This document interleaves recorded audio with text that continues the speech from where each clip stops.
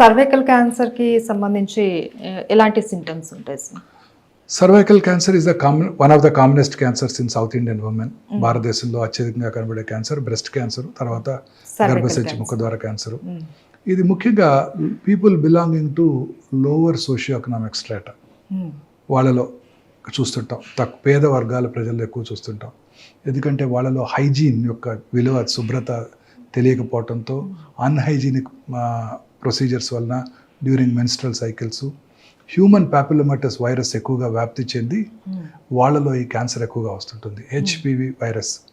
So దీని లక్షణాలు ఎలా ఉంటాయంటే పీరియడ్స్ టైంలో బ్లీడింగ్ ఎక్కువ అవటం, పోస్ట్ కాయిటల్ బ్లీడింగు, పీరియడ్స్ మధ్యలో ఇంటర్మెన్స్ట్రల్ బ్లీడింగు, వైటిష్ డిశ్చార్జ్, అది కూడా ఆఫుల్ స్మెల్తో ఉండే డిశ్చార్జ్, తర్వాత బ్లడీ డిశ్చార్జ్, తర్వాత లో గ్రేడ్ అంటే తక్కువ లో గ్రేడ్ అబ్డామినల్ పెయిన్, కింది పొట్టలో పెయిన్ రావటం, ఇవన్నీ వార్నింగ్ సిగ్నల్స్ ఆఫ్ గర్భసంచి ముఖద్వార క్యాన్సర్.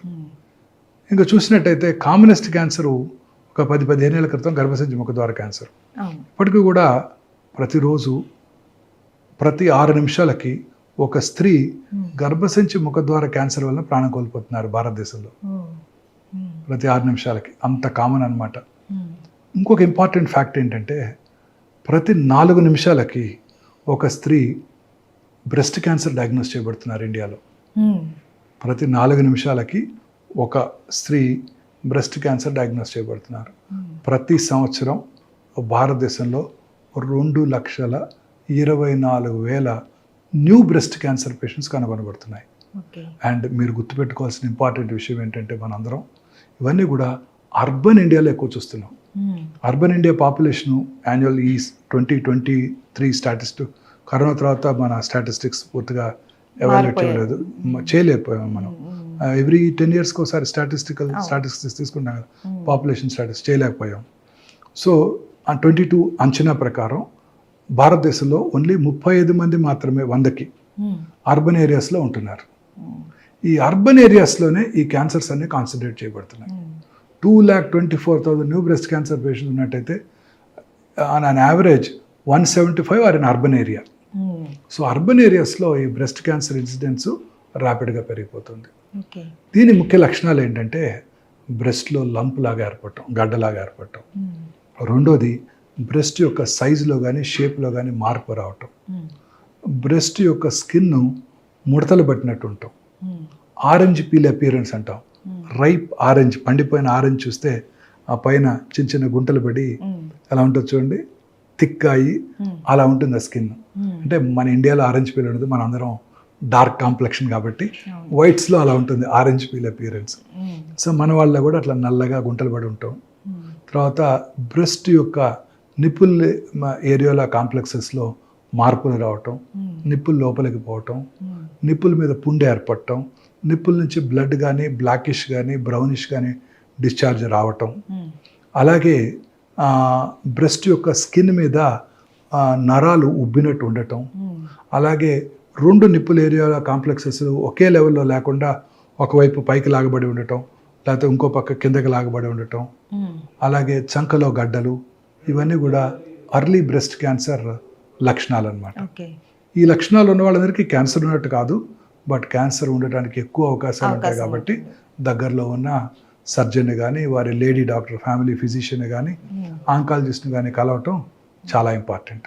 సార్ ఇప్పటివరకు కొన్ని రకాల క్యాన్సర్స్ వాటి లక్షణాలు చెప్పారు, ఇంకా చాలా ఉన్నాయి. సో వాటి గురించి కూడా ఎక్స్ప్లెయిన్ చేస్తారా? మీరు అన్నట్టు రకరకాల క్యాన్సర్స్ ఉన్నాయండి. ఇప్పుడు గ్యాస్ట్రో ఇంటెస్టైనల్ ట్రాక్లో స్టమక్ తర్వాత అత్యధికంగా కనబడే క్యాన్సర్ కోలన్ క్యాన్సర్, పెద్ద పేగుల్లో వచ్చే క్యాన్సర్. కోలన్ క్యాన్సర్ ఇన్సిడెన్స్ కూడా చాలా ర్యాపిడ్గా పెరిగిపోతుంది భారతదేశంలో. ముఖ్యంగా అర్బన్ ఏరియాస్లో ఈ క్యాన్సర్ ఎక్కువగా చూస్తున్నామండి. దానికి రకరకాల కారణాలు ఉన్నాయి. ఈ క్యాన్సర్ ముఖ్య లక్షణాలు ఏంటంటే మల విసర్జన అలవాట్లలో మార్పు రావటం. అంటే ఉదాహరణకి మనం రోజు ఒకసారి మోషన్ పాస్ చేస్తాం, సడన్గా గత 4 నెలల నుంచి రోజుకు 2-3 సార్లు మోషన్స్ అవుతున్నాయి. Very important warning signal. అలాగే మోషన్లో బ్లడ్ కనపడటం చాలాసార్లు కనపడుతుంటాయి. మోషన్లో బ్లడ్ కనపడుతుంటాయి. నాకు పైల్స్ ఉన్నాయి, పోయిన సంవత్సరం కూడా పైల్స్ ఉన్నాయి. అప్పుడు డాక్టర్ దగ్గరికి వెళ్ళి చూపించుకున్నాను, పైల్స్ ఉన్నాయన్నారు, మెడిసిన్ ఇచ్చారు, తగ్గిపోయింది, అదే వాడుకుందాం అనుకుంటారు తప్ప పోయిన సంవత్సరం పైల్స్ వల్ల బ్లడ్ వచ్చింది, ఈసారి క్యాన్సర్ వల్ల బ్లడ్ వచ్చి ఉండవచ్చు అనే ఫ్యాక్ట్ని మర్చిపోతారు. సో ఇవేమి నొప్పి కలిగించవు, అందువల్ల ఎవరు డాక్టర్ దగ్గరికి రారు. సో మోషన్లో కనుక బ్లడ్ కనుక పడినట్టయితే ఎప్పుడూ అశ్రద్ధ చేయకూడదు. వెంటనే దగ్గరలో ఉన్న సర్జన్ దగ్గరికి వెళ్ళి చూపించుకొని దానికి నివారణ తెలుసుకొని అది దానికి వైద్యం చేయించుకొని అది ఆగిపోయితేనే మనం నిశ్చింతగా ఉండాలి. లేకపోతే మళ్ళీ డాక్టర్ దగ్గరికి వెళ్ళి టెస్టులు చేయించుకుంటూ ఉండాలి. అవసరమైతే సిగ్మాడోస్కోపీ, కొలనోస్కోపీ కూడా చేసుకోవాలి. ఎందుకంటే rectal cancer, colon cancer incidence భారతదేశంలోని పురుషుల్లో చాలా ఎక్కువగా చూస్తున్నాం. అలాగే మల విసర్జన అలవాట్లు మార్పు రావటం, తర్వాత మనం మోషన్ పాస్ చేస్తే ఒక సైజులో మోషన్ బయటకు వస్తుంది. అలా కాకుండా పెన్సిల్ బీమ్ లాగా సన్నగా వచ్చింది అనుకోండి, అంటే ఆ రక్తంలో బ్లాక్ అవుతుందని అర్థం. అలాగే ఫీలింగ్ ఆఫ్ ఇన్కంప్లీట్ ఎవాక్యుయేషన్. ఇప్పుడు మనం మార్నింగ్ చక్కగా మోషన్ పాస్ చేసామనుకోండి, we have a very good feeling, yes motion అయిపోయింది, సో కంఫర్టబుల్గా ఉంటుంది. మోషన్ పాస్ చేసినప్పటికీ ఇంకా కూడా మోషన్కి వెళ్ళాలి అనిపిస్తూ ఉన్నట్టయితే, గుడ్ మోషన్ పాస్ చేసాము కానీ ఇంకా మోషన్కి వెళ్ళాల్సి ఉన్నట్టు అనిపిస్తోంది, వెళ్ళి కూర్చుంటే రావడం లేదు, this is a very important warning signal of rectal cancer. అంటే బ్రెయిన్ ఆ ట్యూమర్ని మోషన్గా పర్సీవ్ చేస్తుంది. బ్రెయిన్కి ట్యూమర్ అని తెలియదు, అది యాక్చువల్లీ రెక్టంలో ట్యూమర్ ఉంది కదా, అది మోషన్గా పర్సీవ్ చేస్తుంది. అది కూడా ఎంటీ చేయాలని ఆలోచిస్తూ ఉంటుంది, అదేమో ఎంటీ అవ్వదు. ఇది feeling of incomplete evacuation. Motion pass చేసిన తర్వాత కూడా ఇంకా మోషన్కి వెళ్ళాలి అన్న ఫీలింగ్ ఈజ్ ఏ చాలా important warning signal of rectal cancer. తర్వాత రెగ్యులర్గా మోషన్తో పాటు సడన్గా కొన్నిసార్లు లూజ్ మోషన్స్ అయిపోవటం, కొన్నిసార్లు కాన్స్టిపేషన్ రావటం, ఇంక్రీజింగ్ కాన్స్టిపేషన్. అంటే ఇంతకుముందు రోజు ఒకసారి పాస్ చేసేవాళ్ళు, ఇప్పుడు 2 రోజులకు ఒకసారి, ఇప్పుడు 3 రోజులకు ఒకసారి, అంటే బ్లాక్ అయిపోతుంది రెక్టం. చాలా ఎక్కువ సార్లు పాస్ చేయటం, వచ్చినప్పుడు బ్లాక్ కొంచెం తగ్గినప్పుడు టకటగా 4-5 సార్లు పడిపోవటం, very important warning signal of left sided colon cancers. ఇదే కాకుండా right side colon cancers silent killer. ఎందుకంటే ఎటువంటి సిమ్టమ్స్ కలిగజేయవు, ఎందుకంటే అక్కడ మోషన్ లిక్విడ్గా ఉంటుంది. ఈ చిన్న అల్సర్స్ ఏమి మోషన్ని బ్లాక్ చేయలేవు. సో అందువల్ల ఆ అల్సర్ నుంచి బ్లడ్గా వచ్చినా ఆ మోషన్లో మిక్స్ అయిపోతుంది, అందువల్ల తెలియదు. So right side colon cancers are very very silent killers. చాలాసార్లు రక్తహీనతతో డాక్టర్ దగ్గరికి వెళ్తారు వాళ్ళు. ఇందాక చెప్పాను కదండి, రక్తహీనత కనుక ఉన్నట్టయితే ఫస్ట్ దక్షిణ భారతదేశంలో అపర్జయోస్కోపీ, అది కనుక నెగిటివ్ అయితే కొలనోస్కోపీ చేసుకోవాలి. ఇది కోలన్ క్యాన్సర్ ముఖ్య లక్షణాలు. ఈ రకంగా బ్లడ్ ఎక్కడొచ్చినా అబ్నార్మలేనండి. ముక్కులోంచి బ్లడ్ వచ్చినా, దగ్గినప్పుడు బ్లడ్ వచ్చినా, నోట్లో ఉమ్మిలోంచి బ్లడ్ వచ్చినా, యూరిన్లో బ్లడ్ వచ్చినా, ఇంటర్మెనిస్ట్రల్ బ్లడ్ వచ్చినా, నిప్పుల నుంచి బ్లడ్ వచ్చినా, బ్లడ్ ఎక్కడి నుంచి వచ్చినా అబ్నార్మలే. వెంటనే దగ్గరలో ఉన్న సర్జన్ దగ్గరికి వెళ్ళి కన్సర్న్డ్ దాని గురించి టెస్ట్ చేసుకొని జబ్బు లేదు అని నిర్ధారణ చేసుకోవడం వెరీ ఇంపార్టెంట్. ఇంకా శరీరంలో ఎక్కడైనా లంప్ రావటం, ఆ లంప్ అంటే గడ్డ, ఆ గడ్డ క్రమం తప్పకుండా పెరగటం, బ్రెస్ట్లో కానివ్వండి, నెక్లో కానీ, థైరాయిడ్ ఏరియాలో కానివ్వండి, పెరోటిడ్ ఏరియాలో కానివ్వండి, సాఫ్ట్ టిష్యూస్ మీద కానివ్వండి, ఎక్కడైనా గడ్డ రావటం, క్రమం తప్పకుండా పెరగటం, ముఖ్యంగా నొప్పి లేకుండా ఉండటం. నొప్పి లేకుండా అని అశ్రద్ధ చేయకూడదు. చాలా మంది ఈ నోషన్తో నాకు నొప్పి ఉందండి అందుకే అశ్రద్ధ చేశానండి అని కూడా అంటుంటారు. ఏ గడ్డ కూడా అశ్రద్ధ చేయకూడదు. మనలో వచ్చే ఏ మార్పుని అశ్రద్ధ చేయకూడదండి. మనలో వచ్చే ఏ మార్పుని అశ్రద్ధ చేయకూడదండి. ఎటువంటి మార్పుని అశ్రద్ధ చేయకూడదు. రోజు 3 సార్లు మోషన్కి వెళ్ళే అలవాటు ఉంది, ఇప్పుడు ఒకసారి వెళ్తున్నాం, మార్పే. ఎటువంటి మార్పు అశ్రద్ధ చేయకూడదు. రోజు రాత్రిపూట యూరిన్కి వెళ్ళాము, సడన్గా 50 ఏళ్ళు దాటాయి, రోజు రాత్రిపూట 4-5 సార్లు యూరిన్కి వెళ్ళాల్సి వస్తుంది. Very important warning signal of prostate cancer లేదా ప్రాస్టేట్ ఎన్లార్జ్మెంట్. సో రాత్రిపూట యూరిన్, నాక్టూరియా, రాత్రిపూట యూరిన్ ఎక్కువసార్లు పాస్ చేయాల్సి రావటం, ఇంక్రీజ్డ్ ఫ్రీక్వెన్సీ, డే టైం కూడా ఫ్రీక్వెంట్గా వాష్రూమ్కి వెళ్ళాల్సి రావటం, హెసిటెన్సీ, ఎస్పెషల్లీ 50 దాటిన తర్వాత వాష్రూమ్కి వెళ్తాము, యూరిన్ వెంటనే రాదు, you to wait for a minute, మెల్లగా ఆగాలి. స్ట్రీమ్ కూడా సరిగా పడకుండా దగ్గర మీద కాళ్ళ మీద పడిపోవటం. తర్వాత అర్జెన్సీ, యూరిన్ రాగానే పరిగెత్తాలి, లేకపోతే ఇన్నర్స్లో పడిపోతుంది, కంట్రోల్ చేసుకోలేము. ఇవన్నీ కూడా warning signals of prostate cancer. అంటే ఇవి ఉంటే క్యాన్సర్ ఉందని కాదు, బట్ ప్రాస్టేట్ ఎన్లార్జ్ అయింది ఉండే అవకాశాలు ఎస్పెషల్లీ 50 తర్వాత ఎక్కువగా ఉంటాయి. సో వెంటనే ఇలాంటి సిమ్టమ్స్ ఏమన్నా కూడా చెక్ చేసుకోవాలి. అలాగే స్కిన్ క్యాన్సర్స్ కూడా చాలా కామన్గా చూస్తుంటాం. పుట్టుమచ్చల్లో వచ్చే క్యాన్సర్స్, మెలనోమాస్ అంటాం, చాలా ప్రమాదకరమైనవి, చాలా ర్యాపిడ్గా పాకిపోతాయి. మొన్న ఈ మధ్య ఒక కేసు చూశాను. బ్రెయిన్లో ట్యూమర్ ఉంది, మల్టిపుల్ ట్యూమర్స్ ఉన్నాయి. తలనొప్పితో డాక్టర్ దగ్గరికి వస్తే బ్రెయిన్ స్కాన్ చేస్తే మల్టిపుల్ మెట్స్ ఉన్నాయి. బాడీ అంతా స్కాన్ చేస్తే ఎక్కడ బెడ్ స్కాన్ చేసాం, ఏం కనబడలా.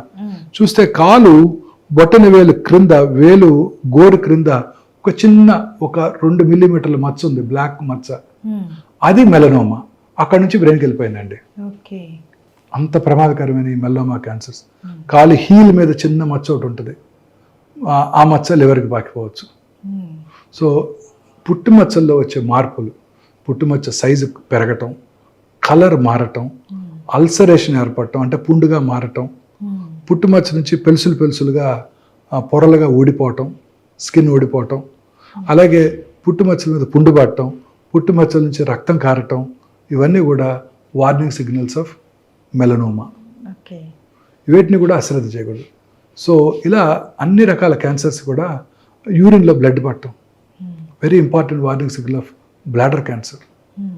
సో బ్లాడర్ క్యాన్సర్ కూడా వెరీ కామన్, ఎస్పెషల్లీ స్మోకర్స్లో బ్లాడర్ క్యాన్సర్ చాలా కామన్గా చూస్తుంటాం. ఇంకొక ఇంపార్టెంట్ కామన్ క్యాన్సర్ ముఖ్యంగా స్త్రీలలో ఒవేరియన్ క్యాన్సర్. ఇది silent killer, really silent killer. పొట్టలో పెరుగుతూ ఉంటుంది, ఎటువంటి సిమ్టమ్స్ కలిగించదు, ఏమి సిమ్టమ్సే ఉండవండి. చాలామంది పొట్ట పెరుగుతుంది అని జాగింగ్ కూడా చేస్తుంటారు కేబీఆర్కి వెళ్ళి. ఎస్పెషల్లీ ఇది సీన్ ఇన్ ఎఫ్లూయెంట్ ఉమెన్, పెద్ద వయసు డబ్బులున్న స్త్రీలను ఎక్కువ చూస్తుంటాం, వెల్ టు డూ ఫ్యామిలీస్లో ఎక్కువ చూస్తుంటాం. అదేంటి కొంచెం పొట్ట పెరుగుతుంది, కొంచెం వాకింగ్ చేద్దాం, జాగింగ్ చేద్దాం అని వెళ్తుంటారు. బట్ యాక్చువల్లీ లోపల క్యాన్సర్ ఉంటుంది, ఓవేరియన్ క్యాన్సర్. ఎటువంటి సిమ్టమ్స్ కలిగించవు, లో గ్రేడ్ పెయిన్ ఉంటుంది, ఎటువంటి సిమ్టమ్స్ ఉండవు. సో ఇలాంటి సిమ్టమ్స్ని అశ్రద్ధ చేయకూడదు. తర్వాత యూట్రస్ బాడీ, ఇందాక సర్వైకల్ క్యాన్సర్ లక్షణాలు చూసాం మనం. జనరల్గా people belonging to lower socio economic status. ఇది బాడీ క్యాన్సర్స్, బాడీ అంటే యూట్రైన్ మెయిన్ బాడీ క్యాన్సర్స్. ఇది ఎఫ్లూయెంట్ ఉమెన్లో ఎక్కువ కనబడుతుంది, ఒబీస్ స్త్రీలలో వాళ్ళలో ఎక్కువ కనబడుతుంటుంది. పోస్ట్ మెనోపాజల్ బ్లీడింగ్, పీరియడ్స్ ఆగిపోయిన తర్వాత ఎవరికైనా 1-2 years తర్వాత మళ్ళీ కనుక బ్లీడింగ్ అయితే అశ్రద్ధ చేయకూడదు. చాలామంది ఈ సిమ్టమ్ అశ్రద్ధ చేస్తారు. పీరియడ్స్ ఆగినాక అలా వస్తుంటుందంట, దానికదే తగ్గిపోద్ది, ఒక్కసారి వచ్చిపోయింది డాక్టర్ గారు, మళ్ళీ 2 నెలల క్రితం మళ్ళీ కనపడింది. అవి ఇది ఎప్పుడు అశ్రద్ధ చేయకూడదు. మెనోపాజ్ వచ్చేసిన తర్వాత మళ్ళీ కనుక బ్లీడింగ్ అయిందంటే వెంటనే దగ్గరలో ఉన్న వారి ఫ్యామిలీ ఫిజిషియన్, లేడీ డాక్టర్ దగ్గరికి వెళ్ళి పరీక్ష చేయించుకోవటం, చిన్న అల్ట్రాసౌండ్ చేసుకుంటేనే ఆ క్యాన్సర్ని ఈజీగా గుర్తించవచ్చు. ఈ క్యాన్సర్ ఇన్సిడెన్స్ కూడా ర్యాపిడ్గా పెరుగుతుంది. అర్బనైజేషన్ పెరిగే కొద్ది ఇవే పెరుగుతున్నాయి. Breast cancer, ovarian cancer, uterine body cancer, ఇవి చాలా కామన్గా పెరిగిపోతున్నాయి. సో ఇవన్నమాట ఈ కామన్ క్యాన్సర్స్ లక్షణాలు. ఈ వార్నింగ్ సిగ్నల్స్ అన్ని చాలా ఇంపార్టెంట్. క్యాన్సర్ ఇన్సిడెన్స్ ర్యాపిడ్గా పెరిగిపోతుంది. మన తెలిసిన వాళ్ళు కానీ ఎవరిలో కానీ ఇలాంటి సిమ్టమ్స్ కనుక చూసినట్టయితే we must warn them, go get checked first. వెళ్ళి మీ ఫ్యామిలీ ఫిజిషియన్ కలువు, లేకపోతే దగ్గరలో ఉన్న సర్జన్ ఆంకాలజిస్ట్ను కలవండి అని మనం వార్న్ చేయాల్సి ఉంటుంది అనమాట. ఈ వార్నింగ్ సిగ్నల్స్ ఉంటే క్యాన్సర్ ఉన్నది అని కాదు, క్యాన్సర్ ఉండవచ్చు, అవకాశం ఉండొచ్చు. ముందుగా డయాగ్నోస్ చేస్తేనే క్యాన్సర్ క్యూరబుల్, లేకపోతే క్యాన్సర్ క్యూర్ అయ్యే అవకాశాలు చాలా తగ్గిపోతాయి. బ్లడ్ క్యాన్సర్, బోన్ క్యాన్సర్ కూడా వస్తుంటాయి. Blood cancer is a very common cancer అండి. పిల్లల్లో వచ్చే కామనెస్ట్ క్యాన్సర్ బ్లడ్ క్యాన్సర్ అందరికన్నా. ఇవి సిమ్టమ్స్ చాలా వేగ్గా ఉంటాయండి. పిల్లల యొక్క గ్రోత్ తక్కువగా ఉంటుంది, పాలిపోవటము, వెయిట్ తగ్గిపోవటము, బాడీ మీద పెటికల్స్ ప్యాచెస్ అంటే చిన్న చిన్న రెడ్ ప్యాచెస్, ప్లేట్లెట్స్ తగ్గిపోవటంతో, లేదా చిన్న ఎబ్రేషన్కే ఇదంతా కందిపోయినట్టు, కమిలిపోయినట్టు, స్కిన్ కింద బ్లడ్ రావటం, ఇవన్నీ కూడా బ్లడ్ క్యాన్సర్ లక్షణాలు. పిల్లల్లో కానీ పెద్దవాళ్ళలో కానీ. వీక్నెస్, అన్ఎక్స్ప్లెయిన్డ్ వీక్నెస్, ఏం బాగా వీక్నెస్, రక్తం తగ్గిపోవటం, బ్లీడింగ్ స్పాట్స్ రావటం బాడీ స్కిన్ మీద, పెద్దవాళ్ళలో కూడా ఇవి బ్లడ్ క్యాన్సర్ లక్షణాలు. బోన్ ట్యూమర్స్ అన్ని చిన్న వయసులో చూస్తుంటాం. ఇవి పెద్దగా సిమ్టమ్స్ కలిగించవు, పెద్దగా అయ్యేదాకా అసలు కనిపించవు. అందుకే బోన్ ట్యూమర్స్ అనేవి చాలా లేట్ స్టేజెస్లోనే డయాగ్నోస్ చేయబడతాయి.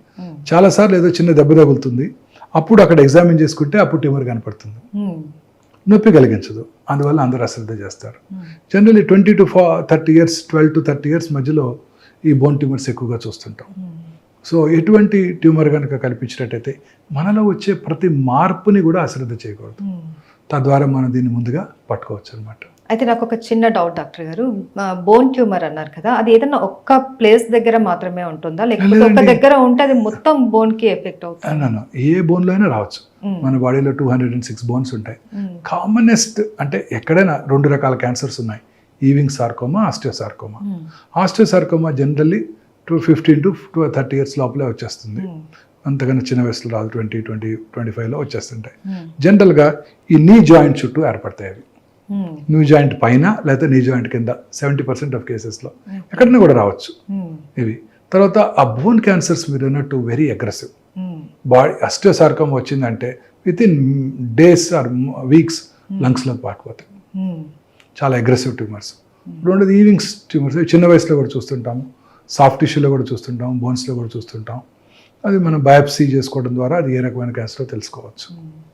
అయితే ఇప్పటి వరకు ఎన్ని రకాల క్యాన్సర్స్ ఉన్నాయనేసి చెప్పారు. అయితే మెయిన్ ఈ క్యాన్సర్ రావడానికి కారణాలు ఏంటి, ఎవరికి ఎక్కువ వచ్చే అవకాశాలు ఉంటాయి చెప్తారా?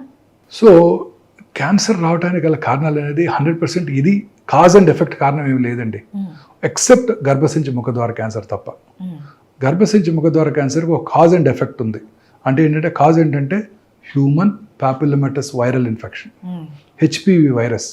ఆ హెచ్పివి వైరస్ మన సర్వైకల్ ఎపిథీలియంలోకి వెళ్ళి అది ఇంట్రాసెల్యులర్గా ఉంటుంది, అంటే సెల్ లోపల ఉంటుంది.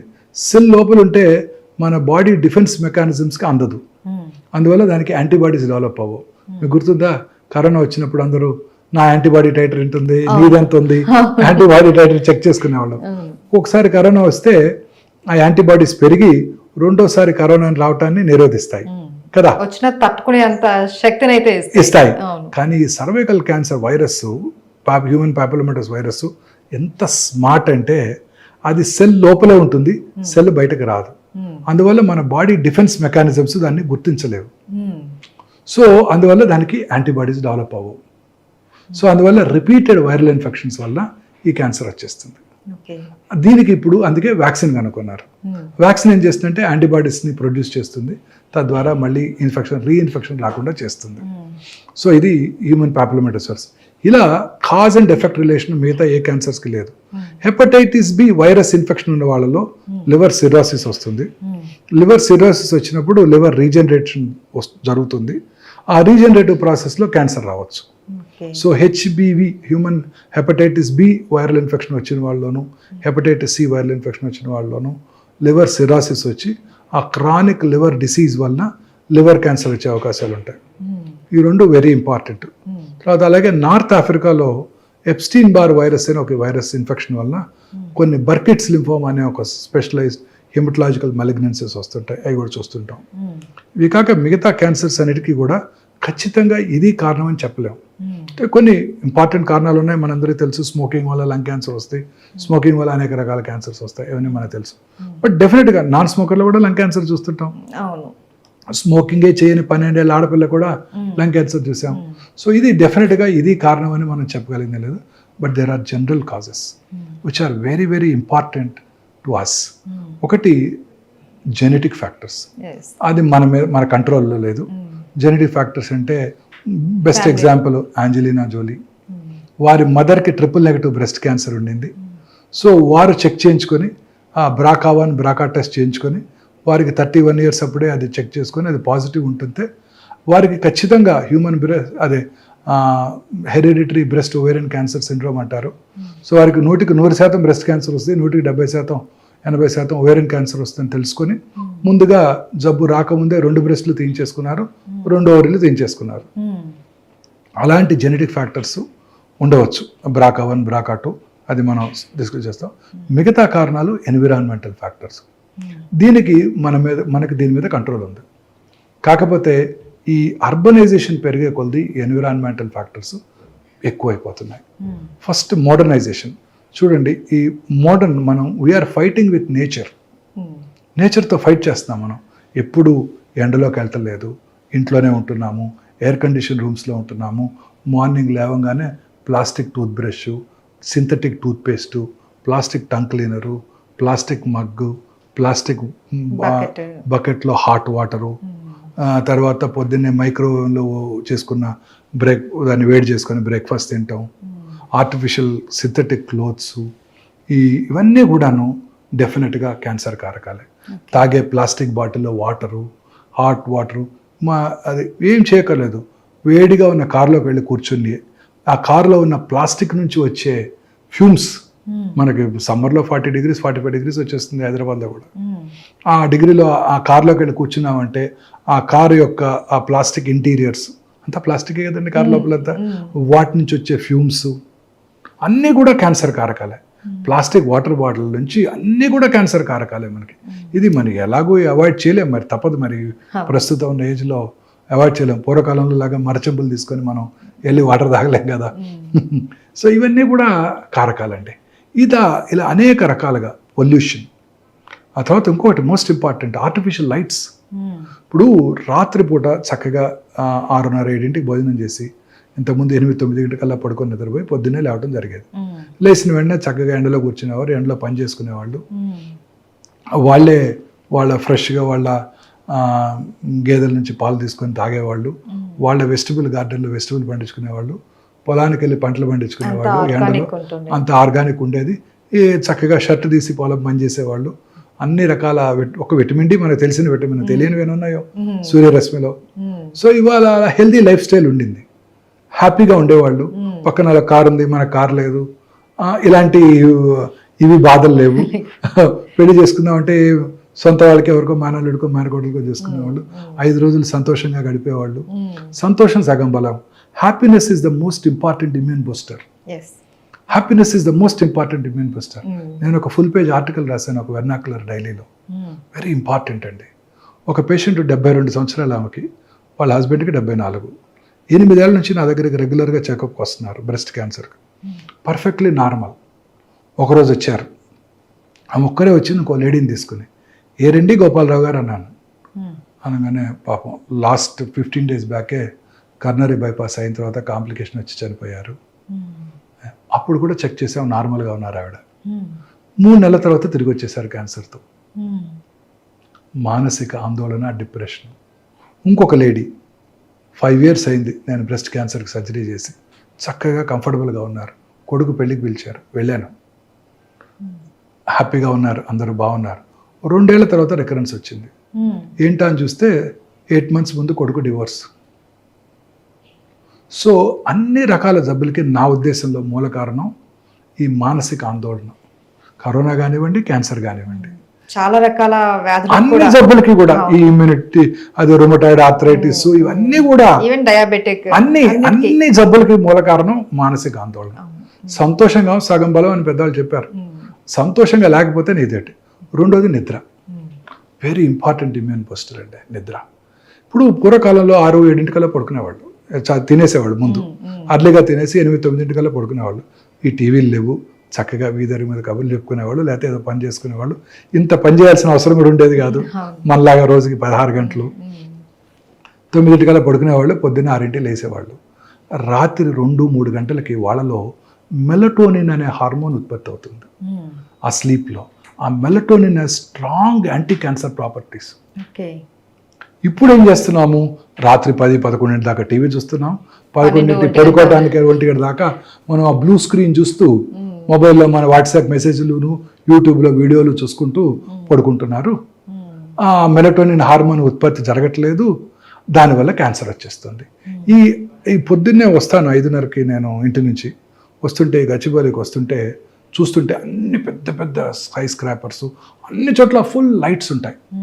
ఆ లైట్స్లో పనిచేసే స్త్రీలందరికీ కూడాను క్యాన్సర్ వచ్చే అవకాశాలు ఎక్కువగా ఉంటాయి. ఈ సర్కేడియన్ రిథమ్ అంటే పగలు పని చేసుకోవటం, రాత్రి నిద్రపోవటం, ఇది లేకపోయేసరికి ఆ మెలటోనిన్ హార్మోన్ ఉత్పత్తి లేకుండా ఈ ఆర్టిఫిషియల్ లైట్స్లో ఎక్కువ కాలం ఉండటం వల్ల ఆ హార్మోన్ ఉత్పత్తి తగ్గిపోవటంతో breast cancer, colon cancer, lung cancer, అన్ని రకాల క్యాన్సర్స్ వస్తున్నాయి వాళ్ళలో, ఆ స్త్రీలందరిలోనూ. ముఖ్యంగా బ్రెస్ట్ క్యాన్సర్, మిగతా వాళ్ళ మిగతా క్యాన్సర్లు. చాలా ఇంపార్టెంట్ అండి ఇది. So most important advice for the youngsters is రాత్రి లేట్గా టీవీ చూడటం, ఈ బ్లూ స్క్రీన్ చూడటం, లైట్ వేసుకొని పడుకోవటం. ఇది కూడా వెరీ ఇంపార్టెంట్ కాజిటివ్ ఫ్యాక్టర్. ఎక్కువ ఇల్యూమినేషన్ లైట్ పెట్టుకోనేకూడదు. ప్రిఫరబుల్లీ డార్క్లో పడుకోవాలి, తొందరగా పడుకోవాలి. అప్పుడే మెలటోనిన్ హార్మోన్ ఉత్పత్తి అవుతుంది. ఈ బెడ్ లైట్స్ అన్ని కూడా క్యాన్సర్ కలిగించవచ్చు. అన్ని రకాల లైట్స్లో కూడా రెడ్ కలర్ బెడ్ లైట్ కనుక పెట్టుకుంటే అతి తక్కువ ఇన్ఫ్లుయెన్స్ అని మెలటోనిన్ ప్రొడక్షన్ అంట. So very important. Bed light red కలర్లోనే ఉంచుకోండి, మిగతా కలర్స్లో ఉంచుకోవద్దు. అతి తక్కువ ఇల్యూమినేషన్ ఉండటం, చిన్న అవసరమైతే, లేకపోతే ప్రిఫరబుల్లీ డార్క్లో పడుకోవటం, తొందరగా పడుకోవటం వెరీ ఇంపార్టెంట్ మనందరికీ కూడా క్యాన్సర్ని ప్రివెంట్ చేయడానికి. మన పిల్లలకి అంటే ఈ స్టేజ్కి 60 ఏళ్ళు వచ్చేసినాయి, ఇప్పుడు మనం ఇంకా మార్చుకోలేము లైఫ్ స్టైల్, బట్ పిల్లలందరికీ నెక్స్ట్ జనరేషన్కి ఇది వెరీ ఇంపార్టెంట్. ఈ బ్లూ స్క్రీన్ చుట్టం, రాత్రిపూట టీవీ చూసుకుంటూ 12 దాకా పడుకోవటం, లైట్ వేసుకొని పడుకొని నిద్రపోవటం. ఇక సరే, ఇక ఆఫీస్ అవర్స్ వాళ్ళు మన యూరోపియన్ టైమింగ్స్కి, అమెరికన్ టైమింగ్స్కి పనిచేస్తుంటారు మన పిల్లలు, అక్కడంతా ఈ సాఫ్ట్వేర్ ప్రొఫెషనల్స్. ఇక తప్పదు, but they are all definitely important causes of cancer అండి. ఇది కాక పొల్యూషన్, ఆటోమొబైల్ పొల్యూషన్, అర్బనైజేషన్ పెరిగే కొలది క్యాన్సర్ పెరిగిపోతుంది. భారతదేశంలో ఇప్పటికీ రూరల్ కమ్యూనిటీలో క్యాన్సర్ ఇన్సిడెన్స్ తక్కువగానే ఉంటుంది. ఈ అర్బన్ ఏరియాస్లో మెయిన్ ప్రాబ్లమ్స్ ఏంటి? Industrial pollution, automobile pollution. మీరు సిగరెట్ తాగక్కర్లేదు, మీరు పంజగుట్ట చౌరస్తాలో 5 నిమిషాలు నుంచోండి, మీరు 100 సిగరెట్లు తాగితే ఎంత పొల్యూషన్ వస్తుందో అంత పొల్యూషన్ వచ్చేస్తుంది. ఆటోమొబైల్ పొల్యూషను, ఇండస్ట్రియల్ పొల్యూషను, ఈ రబ్బర్ ఫ్యాక్టరీసు, బార్బర్స్ రెగ్యులర్గా అందరికీ డై చేస్తున్నారు అనుకోండి, వాళ్ళకి ఆ డై నుంచి ఇన్హేల్ చేస్తారు. లూజ్గా పెయింట్స్ అమ్ముతున్నారు, దానివలన tobacco industry, asbestos industry, rubber industry, nickel cadmium battery industries, వీళ్ళందరూ కూడా క్యాన్సర్ వచ్చే అవకాశాలు, ఇండస్ట్రీస్లో పనిచేసే వాళ్ళు క్యాన్సర్ వచ్చే అవకాశాలు ఎక్కువగా ఉంటాయి. So industrial pollution, automobile pollution, తర్వాత ఫాస్ట్ ఫుడ్స్, ఇవన్నీ క్యాన్సర్ కారకాలు. ఈ పిజ్జాలు, బర్గర్లు, ఐస్ క్రీములు, బక్లవాలు అన్నీ all in all they are all cancer కారకాలు. అవన్నీ కూడా హై ఫుడ్, ఫ్యాటీ ఫుడ్ తినే వాళ్ళందరిలో కూడా అనేక రకాల క్యాన్సర్స్ వస్తాయి. చిన్న ఎగ్జాంపుల్, జాపనీస్లో క్యాన్సర్ ఇన్సిడెన్స్ చాలా తక్కువ. వాళ్ళు హెల్తీ ఫుడ్ తింటారు, చైనీస్ కూడా హెల్తీ ఫుడ్ తింటారు, వాళ్ళలో క్యాన్సర్ ఇన్సిడెన్స్ చాలా తక్కువ. ఇన్ఫ్యాక్ట్ జపాన్కి మనకు ఒక చిన్న సిమిలారిటీ ఉంది. మనలో సౌత్ ఇండియాలో రైస్ ఎక్కువ తింటాము, జాపనీస్ కూడా రైస్ ఎక్కువ తింటారు. జపాన్లో రైస్ చాలా ఎక్కువ తింటారండి, వాళ్ళు కూడా స్టేపుల్ డైట్ రైసే వాళ్ళు. వీళ్ళలో ఇద్దరిలో కూడా స్టమక్ క్యాన్సర్ చాలా common cancer. Rice eating populations రెండు కూడా, జపాన్ సౌత్ ఇండియా. నేను నా పర్సనల్ ఒపీనియన్ అండి, 5 థింగ్స్ అవాయిడ్ చేయాలండి. వైట్ రైస్, వైట్ షుగర్, రా షుగర్ వాడుకోవటం లేదా జాగరీ వాడుకోవటం, వైట్ సాల్ట్, తర్వాత వైట్ మైదా, వైట్ లైట్. ఈ 5 వైట్ మనకి కాదు అసలుకి. బ్రౌన్ రైస్, దంపుడు బియ్యం తినండి, రా షుగర్ వాడుకోండి, బ్రౌన్ షుగర్ వాడుకోండి, రాక్ సాల్ట్ వాడుకోండి, మైదా అసలు తినకండి, మిల్లెట్స్, గోధుమలో, బార్లియో, రాజ్మా, అదేంటి ఉంటారు చాలా రకరకాల మిల్లెట్స్ ఉన్నాయి, కొరలు, అవి తినండి. వైట్ లైట్ అవాయిడ్ చేయండి, ఆర్టిఫిషియల్ లైట్ని అవాయిడ్ చేయండి, రాత్రిపూట ఎస్పెషల్లీ.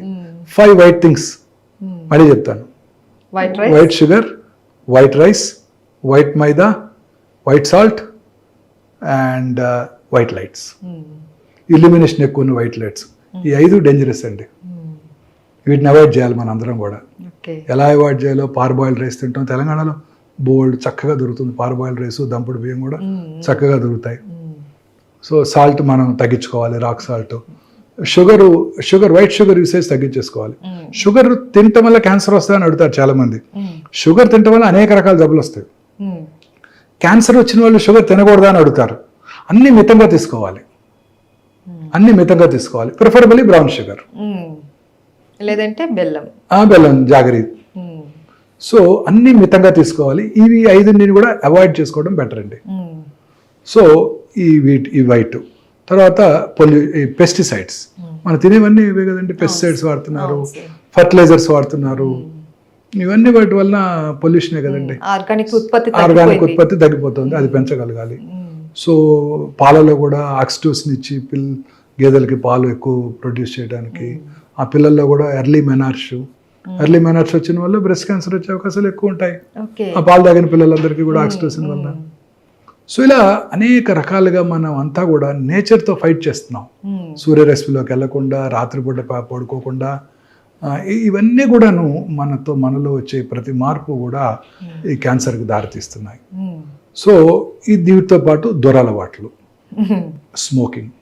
స్మోక్ చేసిన 6 సెకండ్స్లో 400 to 600 కార్సినోజన్స్ బ్లడ్లోకి వెళ్ళిపోతాయి. ఓకే. ఇమాజిన్ చేయండి, కార్సినోమా సర్విక్స్ వాడిడైసే పూరర్ సెక్షన్స్ ఆఫ్ సొసైటీలో కనబడుతుంది, రిచ్ పీపుల్ కూడా కనపడుతుంది, స్మోక్ చేసే ఆడవాళ్ళలో. అంటే ఇక్కడ స్మోక్ చేస్తే ఆ టాక్సిన్ గర్భసంచి ముఖద్వారం దగ్గర సెక్రెట్ చేయబడి అక్కడ క్యాన్సర్ కలిగిస్తుంది. స్మోక్ వల్ల గర్భసంచి ముఖద్వార క్యాన్సర్ కూడా వస్తుంది. ఓకే. అంటే ఎంత పవర్ఫుల్ చూడండి అది. మరి smoking effects every system in the body అండి. బ్రెయిన్లో ఉన్న రక్తనాళాలని, కంట్లో ఉన్న రక్తనాళాలని, కాళ్ళలో ఉన్న రక్తనాళాలని, కరోనరీస్ని, తర్వాత లంగ్ క్యాన్సర్, బాడీలో అనేక రకాల క్యాన్సర్స్. స్మోకింగ్, డయాబెటీస్ అండి, తల నుండి కాలు వరకు అన్ని సిస్టమ్స్ని ఎఫెక్ట్ చేస్తాయి అవి. ఈ రెండు కూడా. అంటే డయాబెటీస్ వల్ల క్యాన్సర్ వస్తుంది కాదు, బట్ కొంత వచ్చే అవకాశాలు ఎక్కువ ఉంటాయి. But smoking is definitely injurious to health. Smoking, smokeless tobacco, అన్ని రకాల టొబాకో యూసేజెస్, స్మోక్లెస్ టొబాకో, ఈ సిగరెట్స్ అన్ని కూడా బ్యాన్ చేయాల్సిందే. ఇప్పుడు ఉదాహరణకి చాలా మంది ఈ సిగరెట్ తో ఏమి లేదండి, అందులో ఆయుర్వేదం సిగరెట్లు అనేసి అంటారు, అది కూడా ఏం టొబాకో ఉండదు, అదేమి ఇబ్బంది ఉండదని అది కూడా వాడుతూ ఉంటారు. అందులో కరెక్ట్ గా ఏముంటుందో మనకు తెలియదు. ఈ సిగరెట్స్ లో ఉండేది కూడా నికోటిన్, అది కూడా it is also carcinogenic. Just నేను చక్కగా అయిపోయిన తర్వాత తమలపాకు తింటాను, అవి తింటాను, అవి కూడా carcinogenic. Betel nut itself is carcinogenic. So అన్ని రకాలు మనం నేచర్తో ఫైట్ చేస్తున్నాం. నేచురల్ ఫుడ్ సబ్స్టెన్సెస్ తినకుండా మనం ఇంతకుముందు మన ఆహారపు అలవాట్లన్నీ మార్చేసుకొని టైంకి ఫుడ్ తినకుండా ఇవన్నీ కూడా ఈ ఫాస్ట్ ఫుడ్లు, బర్గర్లు, ఇవన్నీ కూడా క్యాండ్ ఫుడ్స్, టిన్డ్ ఫుడ్స్ ఇవన్నీ తీసుకుంటూ ఈ పొల్యూటెంట్స్, కెమికల్ సబ్స్టెన్సెస్, కర్డ్ అంతా ఇప్పుడు మనకి ప్యాక్డ్ కర్డ్ వస్తుంది కదండి, యోగర్ట్ అని తింటుంటాం. అన్నీ కూడా వాటిలో ప్రిజర్వేటివ్స్ వాడతారు కదా. ప్రతి ప్రిజర్వేటివ్ కూడా టాక్సికే కదండి. తర్వాత వాటిని మళ్ళీ ఓవెన్లో చేసుకొని వేడి చేసుకోవటం. ఇదేమంటారు, నాన్ స్టిక్ ప్యాడ్స్, ప్యాన్స్, ఇవన్నీ కూడా టెఫ్లాన్ కోటెడ్ ప్యాన్స్, ఇవన్నీ కార్సినోజెనిక్. తర్వాత రీయూజ్డ్ ఆయిల్స్. ఇప్పుడు పొద్దున్నే బయట మిరపకాయ బజ్జీలు వేస్తుంటారు, చాలా ఇష్టంగా తింటుంటారు, అక్కడ బాగుంటాయని చెప్పి అదే ఆయిల్ పొద్దున్నే పెట్టేస్తాడు, దాంట్లోనే అదే ఆయిల్ ఆ ఆయిల్ రిలీజ్ అయినప్పుడు అనేక రకాలైన టాక్సిన్స్ దాంట్లోకి వస్తుంటాయి. ఈ రిఫైన్డ్ ఆయిల్స్ ఇవన్నీ కూడా టాక్సిన్స్ ఏనండి. సో ఇలా అనేక రకాలుగా మనం ఈ టాక్సిన్స్కి, ఎన్విరాన్మెంటల్ పొల్యూషన్కి ఎక్స్పోజ్ అవటం వల్ల ఈ క్యాన్సర్ ఇన్సిడెన్స్ ర్యాపిడ్గా పెరిగిపోతుంది. సో ఫ్రెష్ ఫ్రూట్స్, అది కూడా ప్రిఫరబుల్లీ పెస్టిసైడ్స్ లేకుండా ఆర్గానిక్ ఫ్రూట్స్, వెజిటబుల్స్, గ్రీన్స్, ఆకుకూరలు ఎక్కువగా తింటూ, ఈ రెడ్ మీట్ అవన్నీ తక్కువగా తీసుకుంటూ, రెగ్యులర్గా ఎక్సర్సైజ్ చేస్తూ, లీన్ బాడీ మాస్ మెయింటైన్ చేస్తూ, ఒబేసిటీ ఉన్న వాళ్ళలో క్యాన్సర్స్ ఎక్కువ ఉంటాయి. ఎక్సర్సైజ్ రెగ్యులర్గా చేస్తూ, వాటికి దూరంగా ఉంటే క్యాన్సర్ నుంచి కూడా దూరంగా ఉండవచ్చు, తగ్గించుకోవచ్చు. సార్, కొన్ని రకాల క్యాన్సర్స్ కి ప్రివెంట్ గానే వ్యాక్సిన్ వచ్చింది అని అంటున్నారు కదా, ఎలాంటి క్యాన్సర్ కి మనం ప్రివెంట్ గా వ్యాక్సిన్? మోస్ట్ ఇంపార్టెంట్ గా మనం డిస్కస్ చేసాం cervical cancer, cause and effect. Human papillomatous virus infection వల్ల క్యాన్సర్ వస్తుంది, దానికి వ్యాక్సిన్ కనుక్కున్నారు. హెచ్పివి వ్యాక్సిన్ అన్నమాట. ఈ వ్యాక్సిన్ ప్రిఫరబుల్లీ 10 years రాగానే మన ఆడపిల్లలందరికీ ఇచ్చినట్టయితే ఈ క్యాన్సర్ అవడాన్ని పూర్తిగా నిరోధించవచ్చు. 10 years నుంచి ఇవ్వచ్చు. 10 years నుంచే ఇచ్చేయచ్చు. 10 years నుంచి ఇచ్చేయాలి. ఇన్ఫెక్షన్ రాకముందే ఇచ్చేయాలి. పెళ్లి కానంత వరకు ఇవ్వచ్చు. పెళ్ళైన వాళ్ళకి ఇవ్వాలంటే ముందుగా ఒకసారి చెక్ చేసుకొని, పాప్స్మియర్ చేసుకొని, క్లినికల్ ఎగ్జామినేషన్ చేసుకొని, క్యాన్సర్ లేదు అని గుర్తుంచుకొని ఆ తర్వాత తీసుకోవాలి. పెళ్ళైన వాళ్ళు కూడా వ్యాక్సిన్ తీసుకోవచ్చు, 45 years వరకు కూడా తీసుకోవచ్చు. బట్ ఇంత ఎఫెక్టివ్గా ఉండదు. పెళ్ళైన వాళ్ళు ఒక 6 months వ్యాక్సిన్ 3 doses 6 months తీసుకోవాల్సి ఉంటుంది. ఆ తర్వాత ఒక 6 months ప్రెగ్నెన్సీ అవాయిడ్ చేయాల్సి ఉంటుంది. 45 years వరకు తీసుకోవచ్చు. But best age to give is 10 to 12 years. ఆ టైంలో కనుక వ్యాక్సిన్ ఇచ్చినట్టయితే ఖచ్చితంగా మనం స్మాల్ పాక్స్ని, పోలియోని ఎట్లా ఎరాడికేట్ చేసాము, ఈ గర్భసంచి ముఖద్వార క్యాన్సర్ కూడా మనం ఎరాడికేట్ చేయగలుగుతాం. అయితే ఆల్రెడీ పిల్లలు ఉన్న వాళ్ళు, స్త్రీలు ఇంకా ప్రెగ్నెన్సీతో అవసరం లేదు, వాళ్ళు ఖచ్చితంగా తీసుకోవచ్చు. వాళ్ళు 45 వరకు తీసుకోవచ్చు. ఆ తర్వాత పెద్ద బెనిఫిట్ ఉండకపోవచ్చు, ఎందుకంటే ఆ పాటికి చాలా రిపీటెడ్గా ఇన్ఫెక్షన్స్ వచ్చేసి ఉంటాయి కాబట్టి. తీసుకోవడం వల్ల నష్టమే లేదు, కానీ పెద్ద బెనిఫిట్ ఉండదు. అలాగే ఈ liver cirrhosis, hepatitis B infection liver సిరాసిస్కి దారితీస్తుంది, లివర్ క్యాన్సర్కి దారితీస్తుంది. సో దాన్ని హెపటైటిస్ బి వ్యాక్సిన్ ఇవ్వాలి. ఫార్చునేట్లీ మన ఇండియన్ గవర్నమెంట్ యూనివర్సల్ ఇమ్యునైజేషన్ ప్రోగ్రాంలో మన పిల్లలందరికీ కూడా హెపటైటిస్ బి వైరస్ వ్యాక్సిన్ ఇస్తున్నారు. సో అది కవర్ అయిపోతుంది. మా జనరేషన్లో ఉండేది కాదు అది. సో మేము అప్పుడు ఇంటర్న్షిప్లో కొత్తగా వ్యాక్సిన్ వచ్చినప్పుడు ఆ వ్యాక్సిన్ తీసుకున్నాం అందరం. అంటే మాకు పేషెంట్స్ నుంచి మాకు రాకుండా ఉండడం కోసం. సో హెపటైటిస్ బి వైరల్ ఇన్ఫెక్షన్కి ప్రివెంట్ చేయడానికి ఈ హెపటైటిస్ బి వ్యాక్సిన్ ఉపయోగపడుతుంది. అది తీసుకొని వాళ్ళలో సిరాసిస్, సిరాటిక్స్లో ఈ లివర్ క్యాన్సర్ వచ్చే అవకాశాలు ఎక్కువగా ఉంటాయి. Okay, thank you sir, thank you so much. నమస్తే.